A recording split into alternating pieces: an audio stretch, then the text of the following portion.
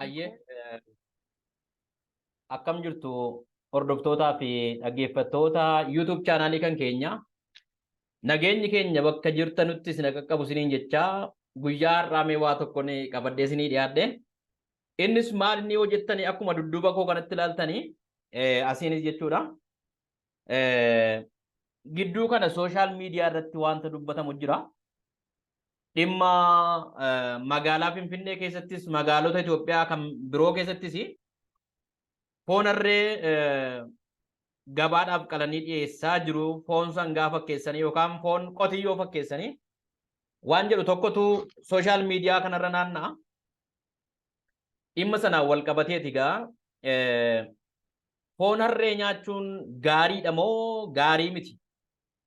Foon harree nyaachuun bu'aansaa akka saayinsiitti maal qaba kan jedhu walii wajjin ilaalla. Akkuma isin ilaaltanii dudduuba koo kan jiranii harroota. Harroonni kun qalamaniiti foon isaanii immoo irra keessatti kan fannifamee jiru. Yeruma kana ilaaluyyuu namni akka kan koo foon diimaa jaallatu gorora coccobsaatiin ni dubbadha. Namatti bareeda jechuudha foonni kuni.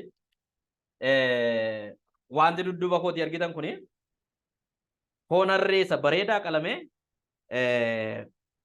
akka diimaaf ta'utti, akka kitiyoofoodhaaf ta'utti, akka xibsiif ta'utti yookaan immoo akka waaddiif ta'utti bareechamee kan qophaa'edha. Kanaaf inni kun namatti tola. Kanumaan wal qabatee wanti yeroo ammaa kana sooshaal miidiyaa irra adeemaa jiru namoonni keessumattuu magaalaa Finfinneetti harreen qalamtee gabaadhaaf dhiyaachaa jirti waan ta'eef foon akka hin nyaanne jedhanii wal gorsaa jiru. Yookaan immoo foon bittanii hin nyaatina kanarra bitaatii ofii keessanii qalaatii ofumaa nyaadhaa malee amanamaa miti. Foonni gurguramu kan jedhu irraa kan ka'e gabaan warra foon horii qalee gurguru gadi buusaa namoonni dhimma biizinesiitiin wal qabsiisaniis namoonni yaaddoo qaban komee qaban warri foon gurguranii ittiin jiraatan jechuudha. Dhiyeeffataa jiru waan ta'eef inni kun ajandaa gidduu kanaa ta'ee jira. Haa ta'u iyyuu malee waan tokkon jechuu barbaada asirratti.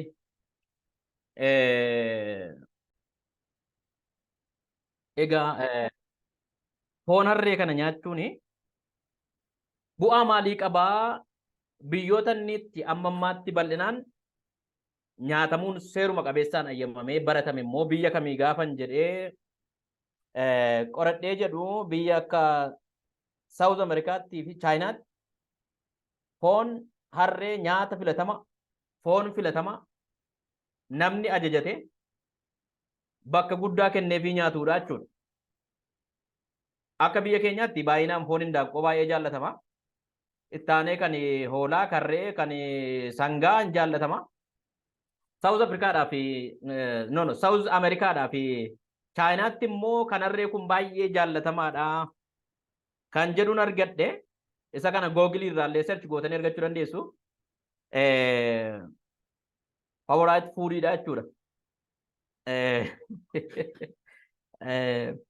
Foon harree kun immoo advaanteejii maalii qaba nyaachuun? Maa inni gaarummaan isaa kan jedhume waan inni ofii kootii baasee qofatu hin taane yookaan qoradhee bira ga'e qofatu hin taane mee onlaayiniin wayyuu yoo search gootan yoo barbaaddan maal faatu jira kan jedhu isinitti agarsiisa waa xiqqoo.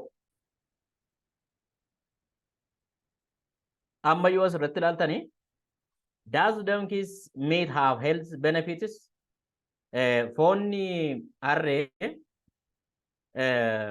fayyummaa keenyaaf barbaachisaadha yookaan immoo bu'a qabeessaa jedhee gaafan gaafadhee jedhu wantan argadheen isinitti agarsiisa kunoo asumarraa ilaaluu dandeessu jechuudha. Salphaadhumatti waan inni ofii kootii jedhetu hin taane asirraa waan isin argattanidha jechuudha. Maal jedha?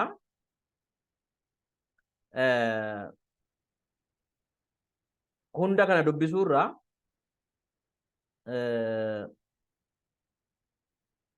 bakka barbaachisu waan isin eenyudha. Donkeys are gaining recognition for the nutritious meat and milk they produce jedha. Harreeni aannan oomishtuu fi foon isheetiif baay'ee barbaachistuu akkasiin taate kaasa. Darbee immoo jechuudha. Foon harree vaayitaaminii barbaachisaa kanneen akka B12, iron, thiamine and zinc warra jedhaman kan of keessaa qaba. Kan biraa mineraalota barbaachisoo jechuudha. The needed minerals. Mineraala qaama keenya barbaachisu kan qaama keenya strong godhu yookaan cimsu of keessaa akka inni qabu kaasa waan asirraa googilii irraa an argadhe kana jechuudha. Barbaachisummaan isaa kana kaasa. Ani immoo faayidaan isaa maal inni jedhee gaafanii ammas gaafadhee jedhu akkas jedha. Compared to other types of meat that might otherwise be regarded as suitable for human consumption, such as sheep or cow, previous studies have indicated that donkey's meat contains a higher percentage of protein and essential amino acids. Additionally, it is lower in fat, cholesterol, and calorie content.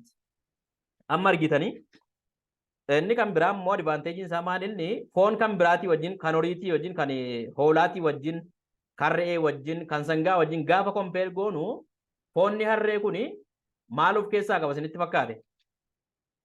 Waan nama ajaa'ibu jechuudha. Lower in amino acid jedha. Amino acid hin qaba. Lower in fat hin qaba. Cholesteroliin isaa xiqqoodha. Yookaan yeroo baay'ee foon gaafa nyaatamu cholesterolii nama qabsiisa jedhameetu sodaatama. Inni xiqqoodha. Kaaloriin isaas xiqqoodha. Kanaafuu foon harree walumaa galatti vaayitaaminoota kanneen akka B12, iron, thiamine and zinc warra jedhaman of keessaa qaba. Mineraalota barbaachisoo of keessaa qaba kan qaama keenya jabeessuudhaaf fi dhukkubarraa akka qaamni keenya of ittisuuf nu gargaaru of keessaa qaba. Amino acidii kan dhala keenya barbaachisu of keessaa qaba. Lower in fat coomni isaa xiqqoodha. Kanaaf waan nama miidhu miti. Cholesterolii yookaan immoo kan molgaa keenya kanarratti jilba irratti bakka ciqilfannaa harkaa kanarratti nu dhukkubu sana hin qabu sana gad xiqqeessachuudha. Kaaloriin isaa kontentiin kaalorii isaa gadi bu'aadha jechuudha. Kanaaf foon harree nyaachuun ayyamamaadha akka saayinsiitti bareedaadhas gaariidhas bu'a qabeessa. Akka Itoophiyaatti aadaadhaaf safuu uummata keenyaatti hin barbaachisu jechuudha. Dogongoraa jechuudha. Yookaan immoo foon harree nyaachuun fayyadamuun hin danda'amu hin barbaachisu jechuudha. Uummanni keenya hin deeggaru. Kanaaf akkuma amma magaalaa Asallaatti guyyaatti foon harree 50 hanga 100 qalamee biyya Chaayinaatti ekspoortii goonu yookaan immoo al ergiidhaaf itti fayyadamnu warri harree coomsaa jirtan biyyuma alaatti ergaa malee qaltanii nu nyaachisinaa rabbiin sodaadhaa waaqa sodaadhaa uuma sodaadhaa isiniin jenna. Nagaa naa ta'a. YouTube kana subscribe, share, like gochuu hin dagatinaa isiniin jedha. Naa ulfaadhaa. Nagaa naa ta'a.